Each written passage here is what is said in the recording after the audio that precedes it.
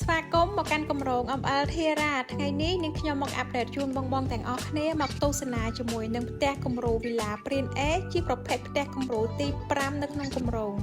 ហើយសម្រាប់ផ្ទះវីឡានេះផងដែរទើបតែរៀបចំដេក័រឲ្យរួចរាល់ទេបងហើយសម្រាប់ការរៀបចំដេក័រវិញគឺ design ស្អាតមែនទែនមួយផ្ទះទៅមួយផ្ទះគឺមានការ design ផ្សេងគ្នាតែម្ដងបងហើយពេលដែលចូលមកដល់ក្នុងផ្ទះវិញគឺមានការ design ស្អាតខ្លាំងតែម្ដងគឺមានបែងចែកកន្លែងទទួលភ្ញៀវកន្លែងតុទទួលទានអាហារគឺយើងមានខណ្ឌបែងចែកហើយសម្រាប់ decor នេះគឺ decor ស្អាតមែនតែនគឺ decor អត់ស៊ី space ទេបងគឺទលាយពេលដែលចូលមកដល់ក្នុងផ្ទះហើយសម្រាប់ជាក់ស្ដែងដែលបងឃើញនៅកន្លែងតុទទួលទានអាហារវិញអញ្ចឹងគឺមាន space ធំទូលាយខ្លាំងមែនតែន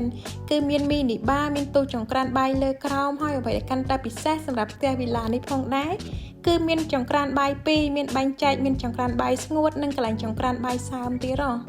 ម៉ូតផ្ទះស្អាតសំណង់សង់ហើយទីតាំងល្អតម្លៃសមរម្យជាមួយនឹងលក្ខខណ្ឌបងប្រាក់ងាយសូមបញ្ជ័យមកទស្សនាជាមួយនឹងទីតាំងគម្រោងផ្ទាល់ទាំងអស់គ្នា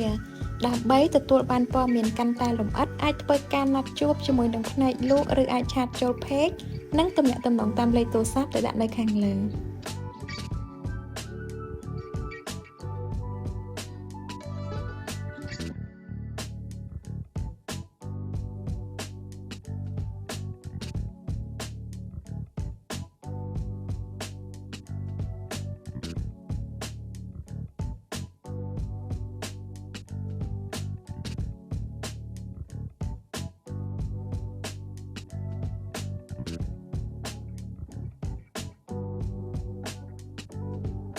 បុរីអំអិលធ្វើឲ្យជីវិតកាន់តែមានសុភមង្គល